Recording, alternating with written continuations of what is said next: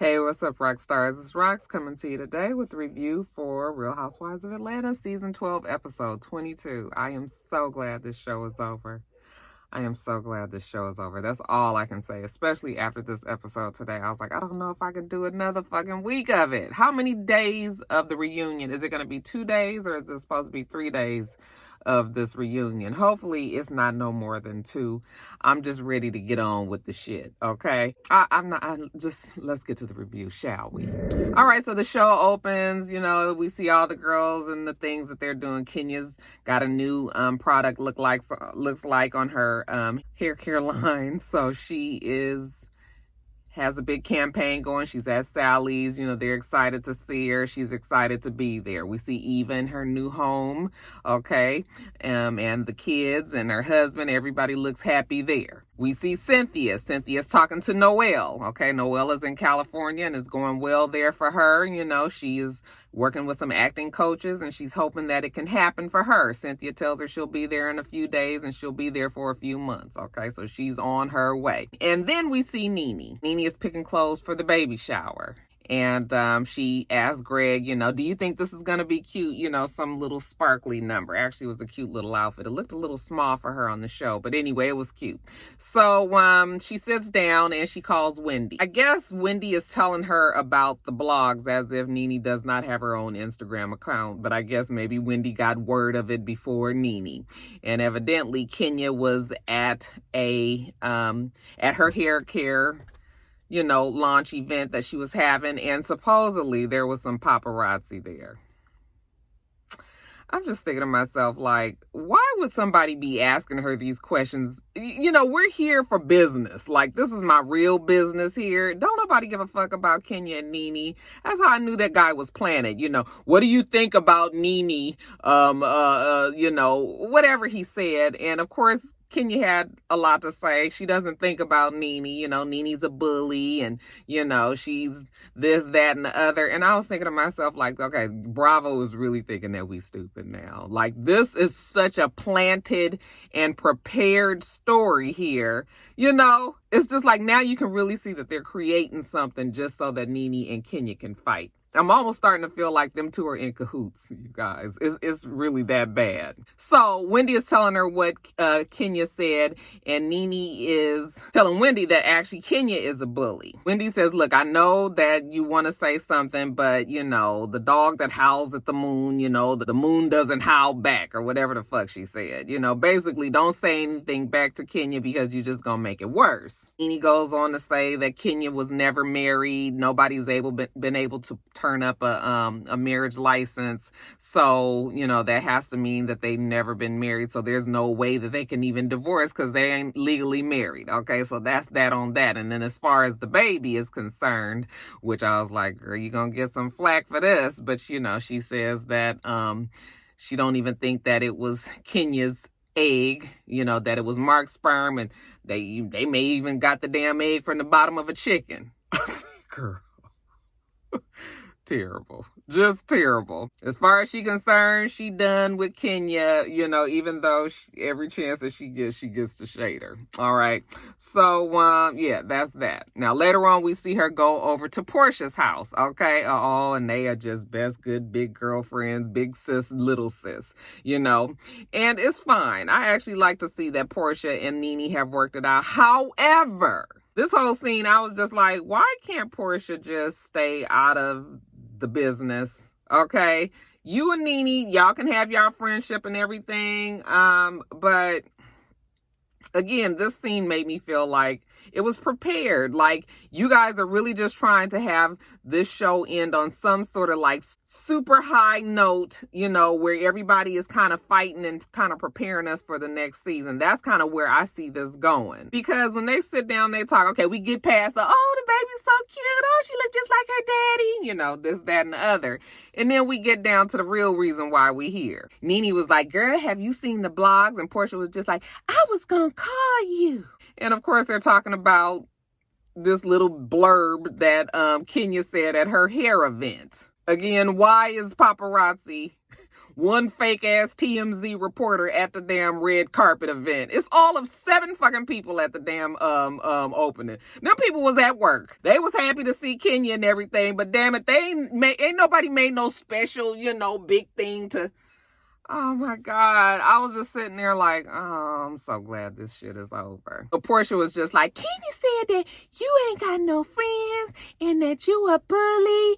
And Nene was like, yeah, girl, did you read that? She don't know why Kenya's going around talking bad about her. Kenya is used to being in the drama, so it's really hard for her to kind of remove herself and not get involved in those things now. And while that might be true, again, I'm thinking to myself, like, Portia, why are you getting in the middle of this? Why? Okay? This is such not the beef that you need to involve yourself in. Then, on top of that, she's feeling some kind of way about Shamia.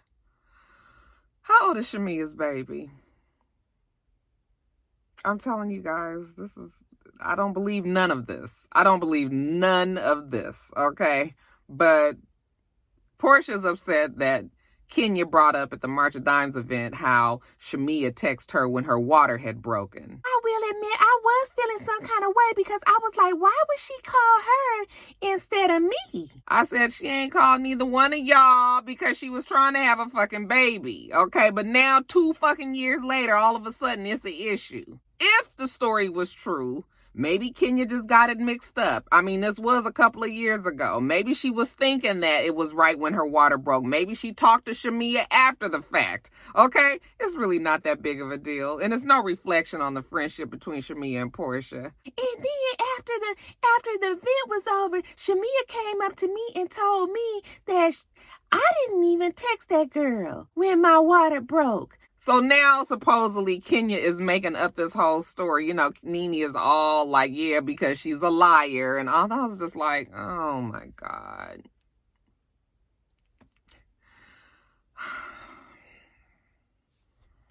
Glad it's the last episode. Supposedly, the only reason why Shamia didn't confront Kenya right there at the table was because the March of Dimes people were right there and she didn't want Portia to look bad in front of them. Now, it don't matter that they look bad in front of the whole fucking world. I mean, we watching a damn TV show, right? They show their ass every week. But yet and still, Shamia suddenly doesn't want to make Portia look bad. So now she's upset with Kenya for saying that. Then Portia goes on about how she don't want to get back to the place that she was with Kenya, because they have come a long way. And that's why I'm saying, like, why are you involving yourself? Kenya has never said nothing to or done anything to Portia this whole season. She has pretty much stayed clear of Portia, and up until Portia and Nene became, Ace Boon Coons again, she was really feeling Kenya, or at least enough to, not necessarily saying that they was best friends or anything, but you guys was able to be in the same space and be cool with each other, even laugh with each other and everything. Now all of a sudden Kenya is just this horrible, horrible person. I was like, Portia, this is just, why? Okay? This is not the way to end on the season on this note. So that was annoying. But we'll talk more about that shit later, you guys. Now, we see Kandi. Kandi goes over Mama Joyce's house. Mama Joyce is like, come on in. I made some chicken salad for you. Kandi's hungry. When is she not? So how is everything going with the baby? That Kandi tells her that she's preparing for the baby shower. We see her talking to the surrogate about, coming to the baby shower, which is still strange to me. But, Kandi does things differently. I don't understand why people want to have a relationship with their surrogate. It just seems like later on down the road, not all the time, but, there is a chance that there can become some conflict can come in there, But, I mean, maybe it's going to work out for them, whatever. So, when she first came in, Mama Joyce was intent on telling her this tragic story that had happened to her when she was younger. So, after she tells her about the baby shower and how Shadina is going to come to the shower, then Mama Joyce was like, so do you want me to tell you my tragic story? Yes, Mama. What is the story? What happened? Well, when I was in the 1st grade and I didn't have a lunchbox, You didn't have a lunchbox, so what? Yes, but when I went to school and there was a little girl, she asked me where was my lunchbox, and I said, I don't have a lunchbox. I bring some money. And the little girl said, let me see. So I held my hand out to her, and she took my money. She took your money. What is that? Kandi just be so confused on the story. Kandi says, obviously my mom is talking about Todd. Okay. And again, we on fucking episode 22. We ain't seen Mama Joyce but once maybe this season, right? If my recollection is correct. Okay. And even though we've heard Todd kind of talk about, or, Kandi say in passing how they still haven't gotten together, at the very last episode, now all of a sudden, here come Mama Joyce with this bullshit again. I was just like, we know that Todd is not her favorite person, but at this point, Todd and Kandi have been married for a good 5 years now. Okay. They're together. All right. They have babies together. When are you going to fucking get over it? Okay. It's already been made very clear that Kandi is going to continue to take care of Mama Joyce no matter what. And that's fine. That's her mother. Okay. But it's just sort of like this tired ass storyline with Mama Joyce and Todd. I cannot. Todd has proven that he brings financial wealth to the table. Okay. Todd has even helped Mama Joyce, okay, the OLG, the old lady gang, they have these restaurants that are actually doing very well up until now. Ain't nobody making no money. So I hope that these restaurants don't, fold, the ones that can't, that don't have money to back them to just kind of sit around and still be paying rent and having no income. Kandi should be okay, but some of these other ones might not fare well. And even Kandi might eventually be like, this is wasting too much of my money. Because her restaurant, at least the one over here by me, is completely closed. They ain't doing takeout or nothing. Anyways, Mama Joyce wants her to put the money in a trust so nobody can get to it. Okay, and Kandi was just like, I'll let my mama feel the way she wants to feel about Todd. Okay, because Kandi already knows what Todd is, and Mama Joyce doesn't even really matter. All right, but it's just old and tired.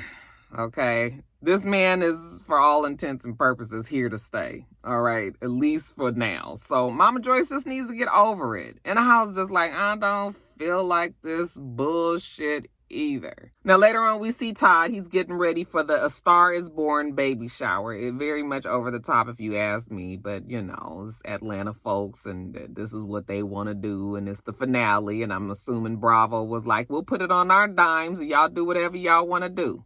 Okay, so it looks like they are going to block off the street and have it outside. Okay, now Kandi calls. She tells him, my mama is not coming today. And he asks her why, and she says, because of the way that you treated us today. So evidently, Kandi and her mom was at the restaurant. Todd was there. Todd did not feel like being bothered, so he didn't speak to him. Okay, Todd explains to her that he was moody, he was hungry. And fuck, how many times somebody got to be super nice to somebody that treats you like shit? Eventually, you reach your limit on that one, right? Yeah, he could have probably, how hard is it to just be like, hey, what's up? And I guess that's what Kandi was saying, she was like, you didn't have to come sit with us. You didn't have to come do nothing. You could at least speak. But Todd didn't fucking feel like it. So he was wrong for that, but oh, the fuck well. So later on, we getting ready for the shower. 2 hours before it, we see Cynthia. She's getting her makeup done. Okay. We see Portia. Portia's getting ready. Her mom is about to come and watch the baby. Then we see Kandi. Kandi's at her house, and Todd's daughter is back there. Kandi asks her, so how is New York?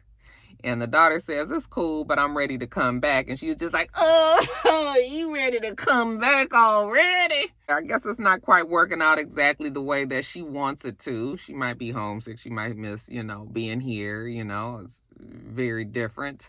I wonder if she is here after everything started with this pandemic. I wonder if she actually made it back to Atlanta, or if she ended up being kind of stuck out there in New York. I'm not quite sure. But Kandi tells us that Todd don't want her to come back until he sees some progression. Like, if she went out there for something to do, and he ain't gonna really want her to come back until he sees that she's really being really going after what she went out there for, which was for doing the fashion and all of that.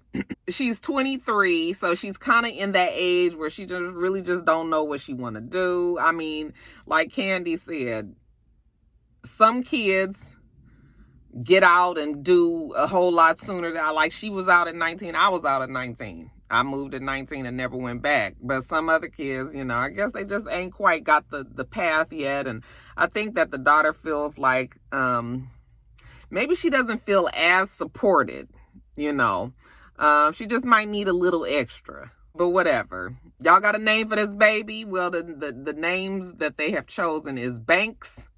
I said, Banks? That's a last name.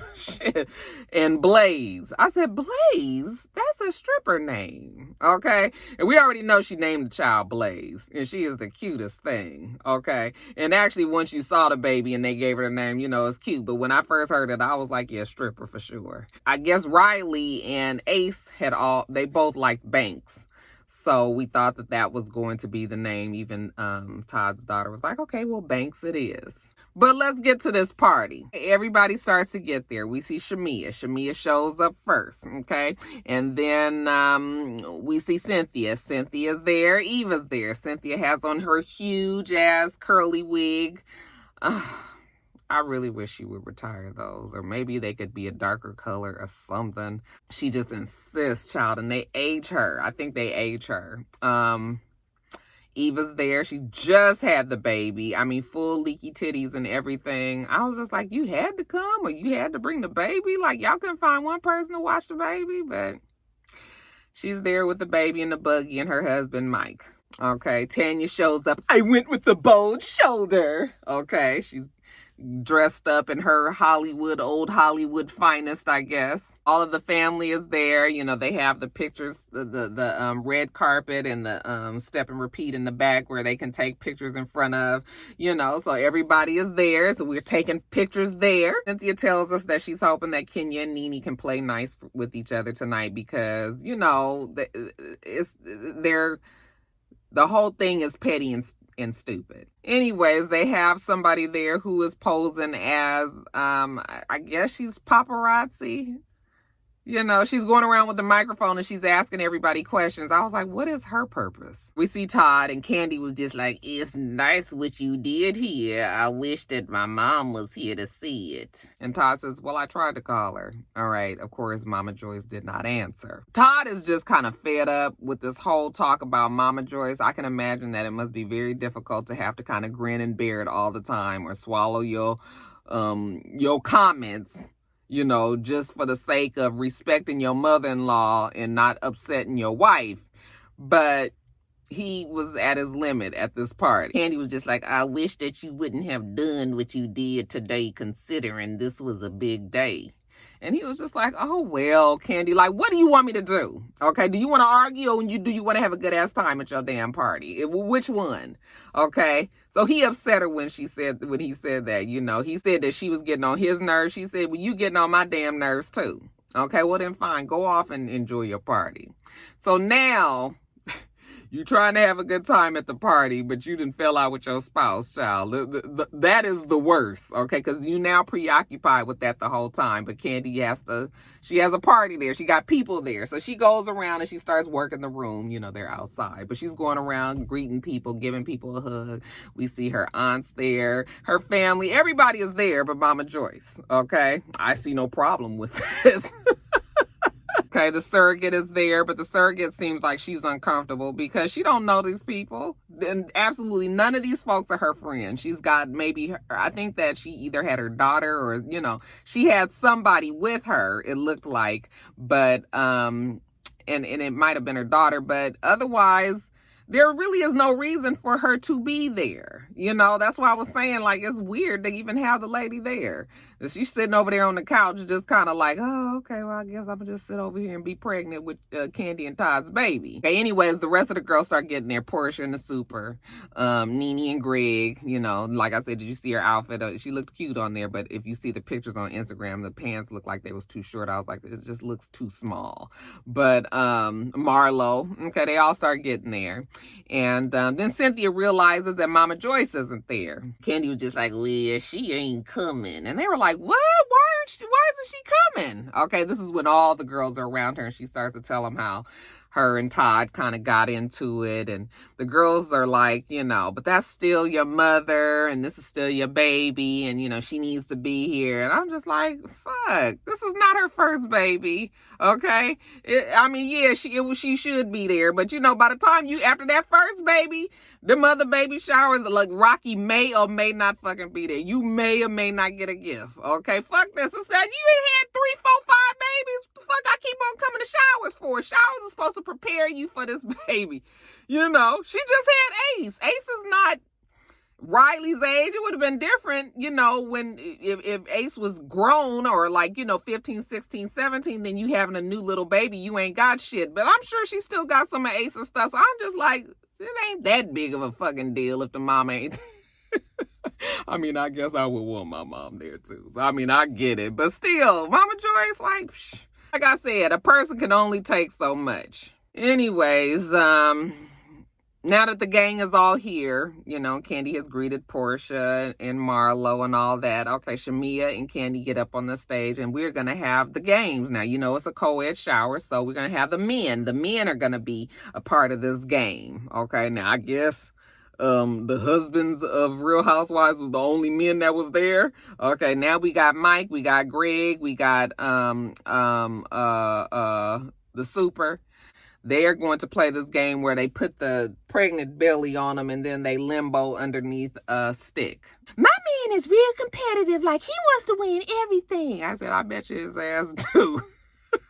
So that's cute. The guys do their little limbo, whatever. The superintendent wins. Then we have a vote for the baby name.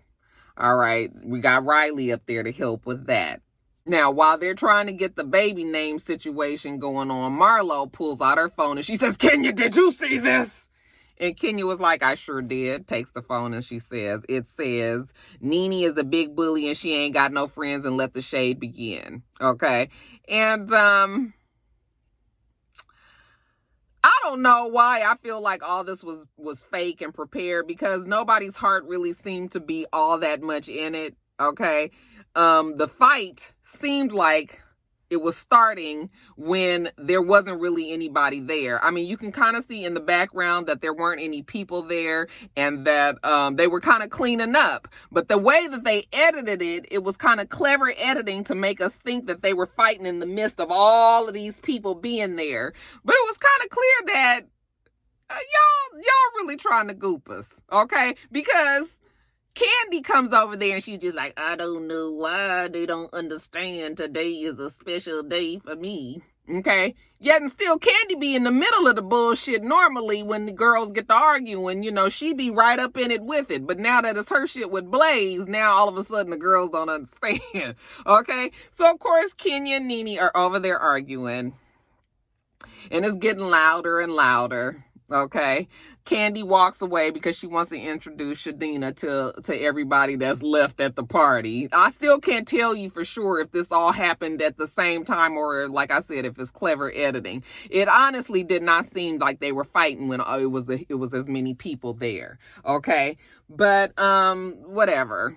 We just gonna believe it for the show. Nobody supposedly is paying attention to her introducing Shadina, but Todd finally gets up there and he apologizes, you know, that Mama Joyce isn't there, you know, that he's not really trying to hurt his wife or his family, you know, and that's all Kandi wanted. She was happy that he said that, so that lifted her spirits. The fighting just continued to go on. Like, you know, it just did not ring true and genuine to me. Okay. And that just might be because I was just over it and I'm ready for the shit to be done so we can just get on to Potomac. Okay. And get back to the Grand Dame. Okay. But yeah. And then it was like they showed what, how everybody has their last little comments. Kandi tells us that she is just going to love on her baby Blaze. That is the name that they chose. At least until I can put her to work too.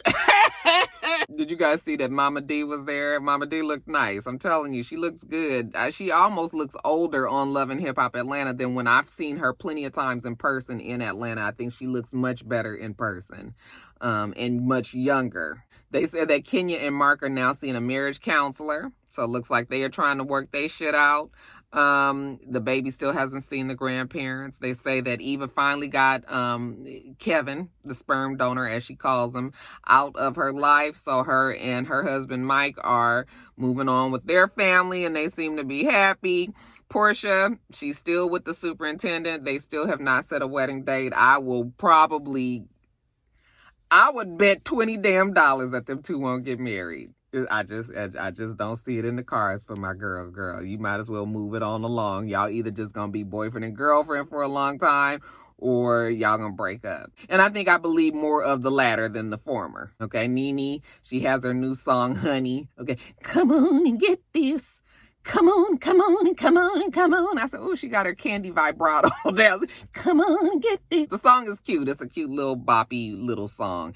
And then we see Cynthia. Cynthia is about to go out to LA, like I said, or go out to California.